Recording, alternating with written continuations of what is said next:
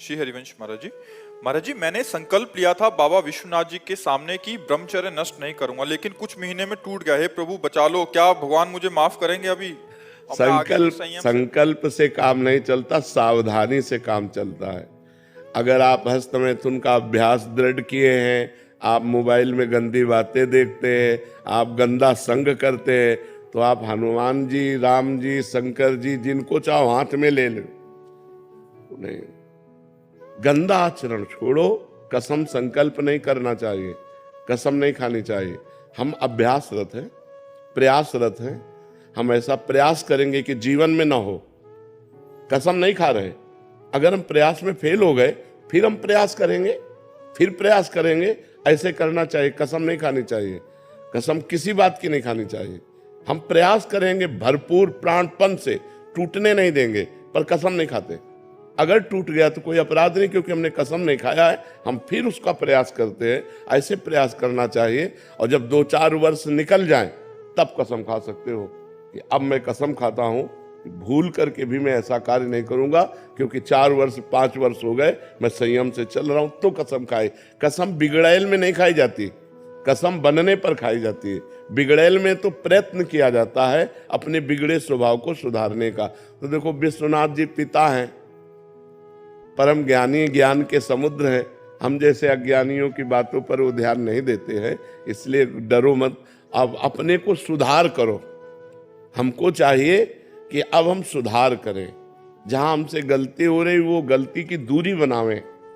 जब हस्त मैथुन के लिए मन कहे तो बिल्कुल ऐसा समझो मेरे हाथ टूट गए हैं, मैं बिल्कुल नहीं करूंगा। अगर ज्यादा मन परेशान करे तो बाहर निकल कर टहलने लगो, राधा राधा राधा राधा राधा, उससे बचो।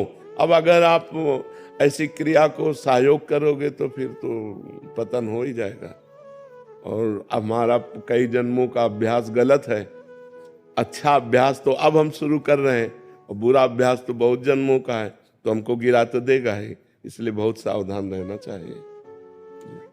ईशा यादव जी हैदराबाद से।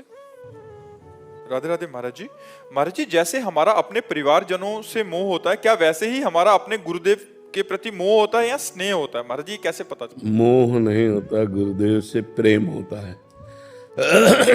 जो सतमार्ग में है उसे प्रेम शब्द कहते हैं, और जो असत से है उसे मोह कहते हैं, राग कहते हैं, आसक्ति कहते हैं, स्नेह कहते हैं।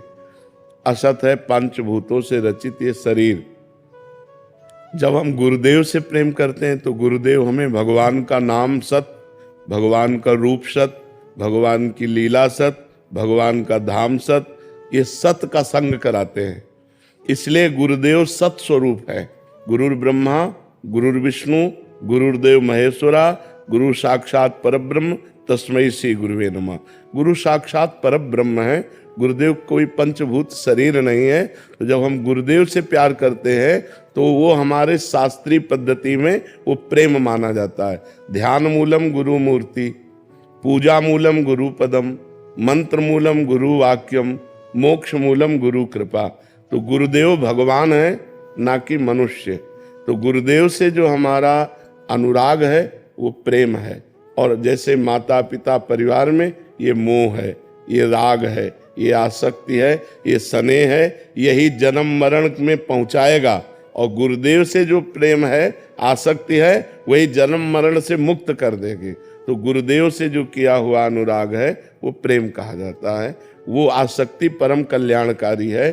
किसी बिरले को अपने गुरुदेव में आसक्ति होती है, नहीं तो गुरुदेव में आसक्ति नहीं होती। परिवार में भले हो जाए, भगवान और गुरुदेव समान माने गए हैं। जो ये भाव मान लिया कि गुरुदेव और भगवान, गुरु गोविंद न भेद कराए, संतत सकल सुनो चित लाए।